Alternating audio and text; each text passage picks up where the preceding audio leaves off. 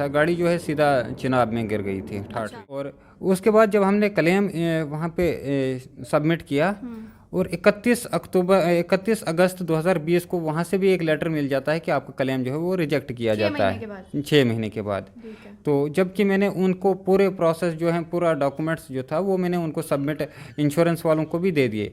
तो उन्होंने 6 महीने के बाद कहा कि आपका ये जो क्लेम है रिजेक्ट होता है। कारण उन्होंने ये बताया कि आपकी गाड़ी का आरसी जनरेट नहीं हुआ था जब इसका एक्सीडेंट हो गया।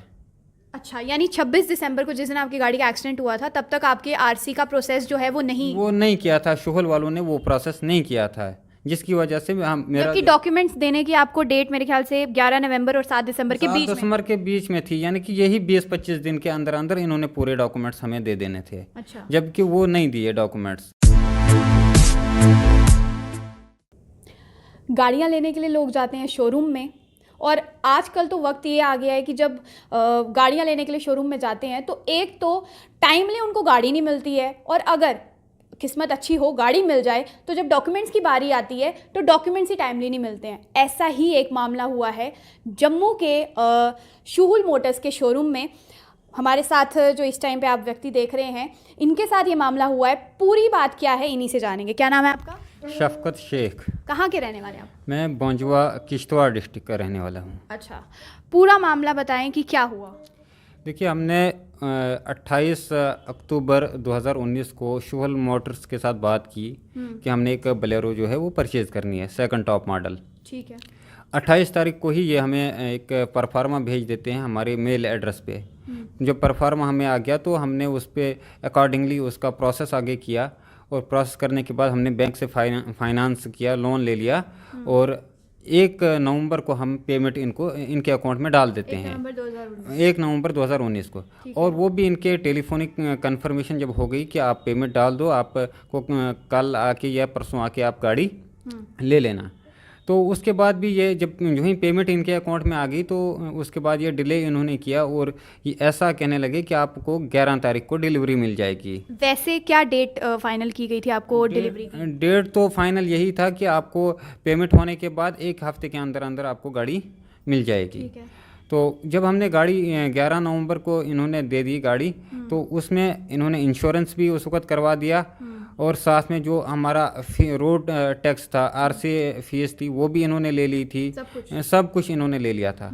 और टिल 26 दिसंबर 2019 तक ये हमें आरसी कोई भी डॉक्यूमेंट्स प्रोवाइड नहीं करते हैं, सिवाय हमारे पास एक सेल सर्टिफिकेट है, एक परफार्मा लेटर है, और साथ साथ में हमारे पास इंश्योरेंस की एक कॉपी है। इनके अलावा हमारे पास कोई और डॉक्यूमेंट्स ये हमें कोई वैलिड डॉक्यूमेंट नहीं है। जब हमने रेगुलरली इनके साथ बात की कि आप हमें डॉक्यूमेंट्स दे दो, तो रेगुलरली ये एक ही बात कहने लगे कि आप कल आ जाना, परसों आ जाना, आप अपने आरटीओ में जाओ। आपको डॉक्यूमेंट आपने कहा कि आपको जब किस दिन आपको गाड़ी डिलीवर हो गई थी?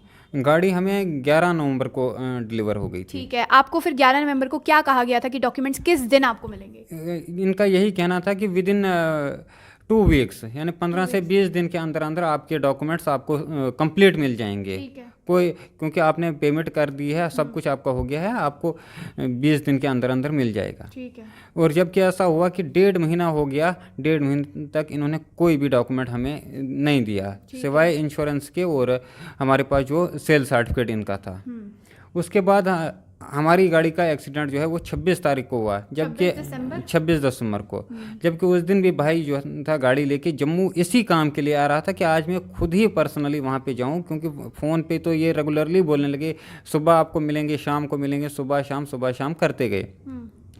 26 दिसंबर बाद में सुबह मॉर्निंग में ही एक्सीडेंट हो गया। मुझे बताएं, जब आपके पास गाड़ी का कोई भी वैलिड डॉक्यूमेंट नहीं था सिवाय इंश्योरेंस के और परफॉर्मा के, ठीक है, और आपके पास एक सेल्स टैक्स का था डॉक्यूमेंट, जब आपके पास कोई भी गाड़ी का ऐसा वैलिड डॉक्यूमेंट नहीं था तो आप गाड़ी ड्राइव ही क्यों कर रहे थे? जबकि आप जानते हैं कि ये जुर्म है कि आप बिना डॉक्यूमेंट्स होने के, आपके पास जब तक पूरे डॉक्यूमेंट्स ना हो गाड़ी के, आप गाड़ी नहीं ड्राइव कर सकते हैं। हमें ऐसा कहा गया था कि आप क्योंकि पेमेंट आपने कर दी है तो और हमने ये जो डॉक्यूमेंट्स हैं आपके पूरा प्रोसेसिंग में चल रहा है और आप गाड़ी चला सकते हो, आप गाड़ी ले ये सकते आपको हो। शोरूम वालों ने कहा? शोरूम वालों ने कहा था और उसी पे उन्होंने डिलीवरी भी हमें दे दी थी। अच्छा। नहीं तो अगर ऐसा होता वो हमें डिलीवरी ही नहीं देते, गाड़ी वहीं की वहीं रह जाती जब तक डॉक्यूमेंट कंप्लीट हो जाते।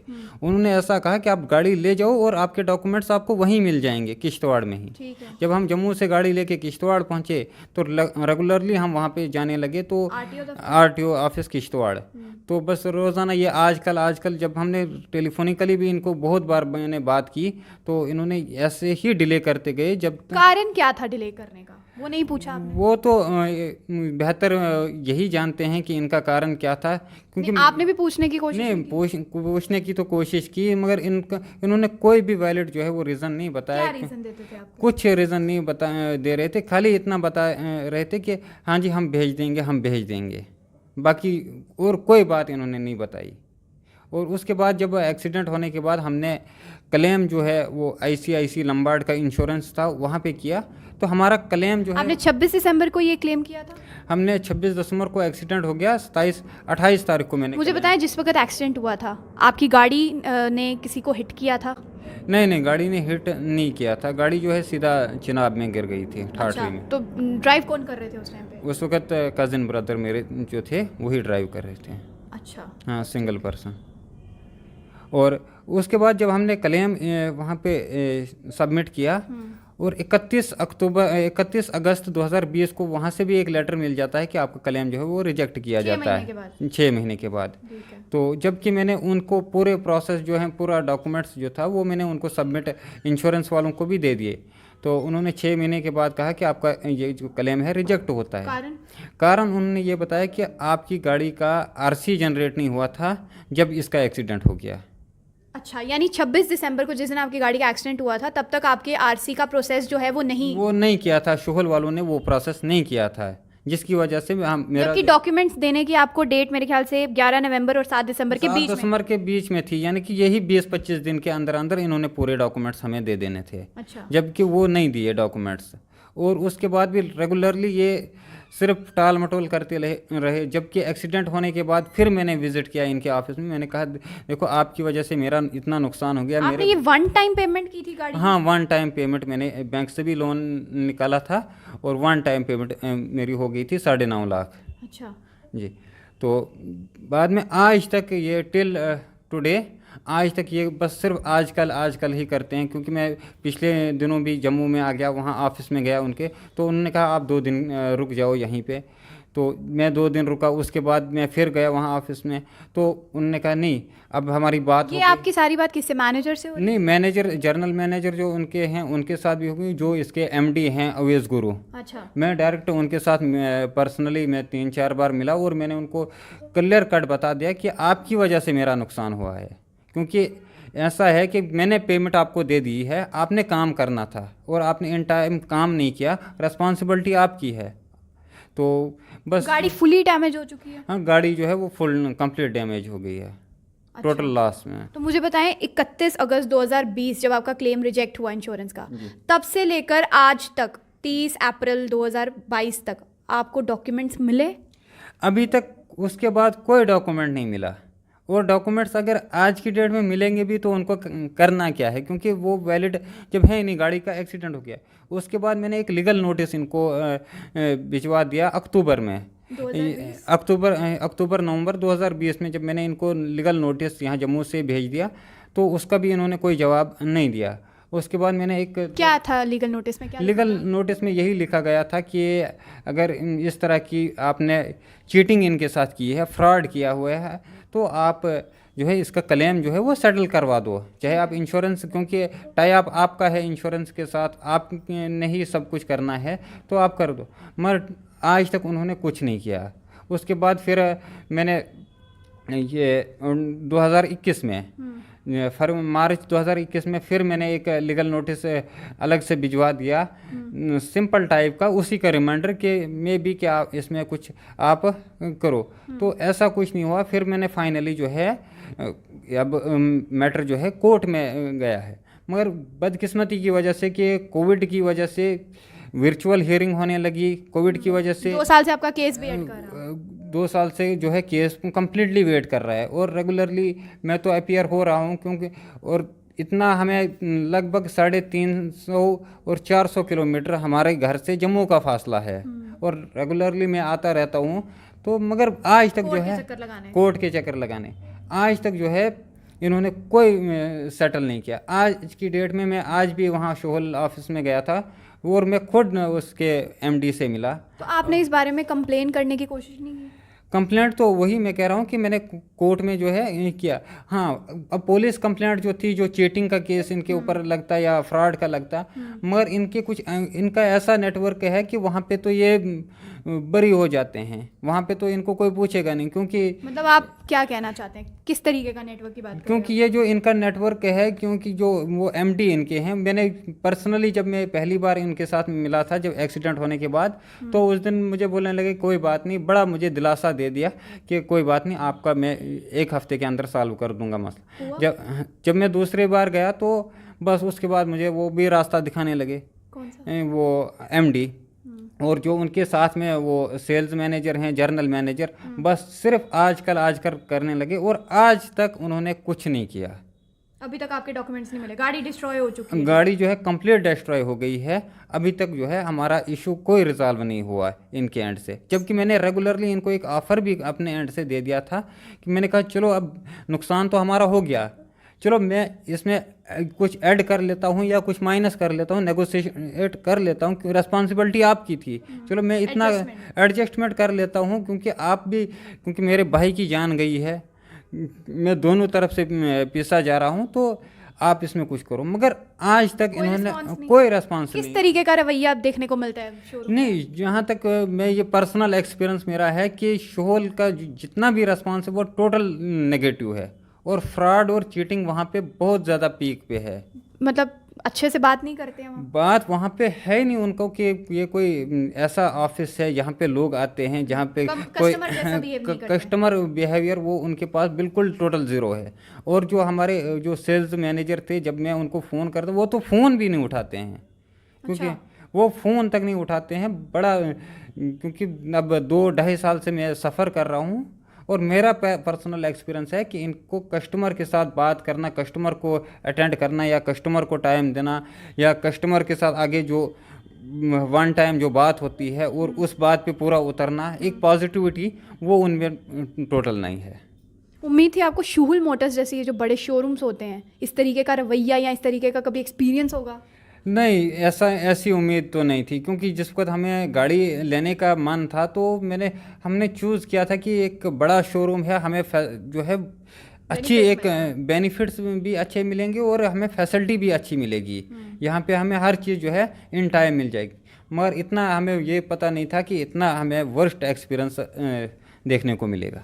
अब आपका अगला स्टेप क्या होगा? क्योंकि कोर्ट में ऑलरेडी आपने अपना केस जो है वो लेकर चले गए हैं आप, और अभी तक आपको कोई भी रिस्पांस नहीं आया, ना तो आपको शोरूम की तरफ से कोई रिस्पांस आ रहा, ना ही कोर्ट की तरफ से। अभी तो अगला जो स्टेप है तो मैं तो कोर्ट का ही वेट कर रहा हूँ। तो इसके साथ साथ मैं एडमिनिस्ट्रेशन से गुजारिश करता हूँ, ड्यूकाम साहब से और आईजीपी जम्मू जो हमारे हैं, कि वो इस पर पर्सनली इंटरवेंस करें कि इस तरह के इशू, ये क्योंकि ये खाली मैं एक सिंगल इंडिविजुअल नहीं हूँ, क्योंकि 2-2.5 साल जो मेरा टाइम गुजरा, कम से कम मेरे पास मेरे साथ जो जुड़े उनकी जो तादाद है 30 से 35 ऐसे कस्टमर्स हैं जिनके साथ ऐसा व्यवहार हुआ है। अच्छा, आपके साथ और भी ऐसे कस्टमर्स थे? हाँ, क्योंकि मैं खुद भी थोड़ा एक्टिव हूँ फील्ड में, पब्लिक में आता रहता हूँ, सोसाइटी के साथ मिलता रहता हूँ, और मेरे साथ भी इस तरह के इश्यूज जो हैं पब्लिक उठाती है कि हमारे इस तरह के इश्यूज हैं शोहल वालों के साथ। अच्छा, यानी इससे पहले भी ऐसे मामले सामने आ चुके हैं? इससे पहले भी बहुत सारे मामले हैं, और शोहल मोटर्स के खिलाफ। और मैं ये एडमिनिस्ट्रेशन से डिमांड करता हूँ, आईजीपी साहब से और डीजीपी साहब से, कि इस पर एक ट्रांसपेरेंट कमेटी बिठाई जाए और ट्रांसपेरेंट एक इंक्वायरी हो इनके ऊपर कि ये इस तरह का व्यवहार क्यों करते हैं, क्यों इतना फ्रॉड और चीटिंग लोगों के साथ करते हैं। क्योंकि लोग मेहनत का पैसा लाते हैं, अपनी सहूलियत के लिए गाड़ी लेते हैं, अपनी फैसिलिटी के लिए, और सहूलियत के बजाय उनको अजाब ही अजाब पूरी ज़िंदगी जो है वो मिलता है इनकी तरफ से। तो आपने सुन लिया कि एक इंसान मेहनत मुशक्क़त करके एक एक पैसा जोड़कर ये सोचता है कि आने वाले टाइम में एक बड़ी गाड़ी खरीदेगा, और कहीं सारे लोगों का ये सपना भी होता है कि बड़ी गाड़ी होगी हमारे पास, हमारे बच्चे बड़ी गाड़ी में घूमेंगे, हमें किसी भी तरीके की कोई भी परेशानी नहीं होगी, फैसिलिटी अच्छी होगी। और जब वही व्यक्ति जाता है उम्मीद लेकर कि हम बड़े शोरूम में जा रहे हैं, हमें यहाँ पे अच्छी फैसिलिटीज़ मिलेंगी, हमें यहाँ पर अच्छे से ट्रीट किया जाएगा और हमें टाइमली गाड़ी मिलेगी, जो जो हमारी डिमांड्स है वो फुलफ़िल की जाएंगी, तो जब आगे से रिस्पॉन्स ये आता है कि आप वन टाइम पेमेंट दे रहे हैं, 9.5 लाख रुपया आप एक बार में ही पेमेंट दे रहे हैं, आप साथ साथ में डॉक्यूमेंट्स की भी पेमेंट दे रहे हैं, आप नंबर प्लेट की भी पेमेंट साथ में दे रहे हैं, आप अपनी सारी रिस्पॉन्सिबिलिटी पूरी कर रहे हैं, और जब बात आती है शोरूम की तो ना तो वो आपको गाड़ी की डिलीवरी टाइम पर देते हैं और ना ही जो डॉक्यूमेंट्स है जिसके बिना एक व्यक्ति गाड़ी नहीं चला सकता है, क्योंकि आजकल जो कानून है वो बहुत ज़्यादा सख्त हो चुके हैं, जिसके बिना प्रॉपर डॉक्यूमेंट्स के बिना आपकी गाड़ी सीज हो सकती है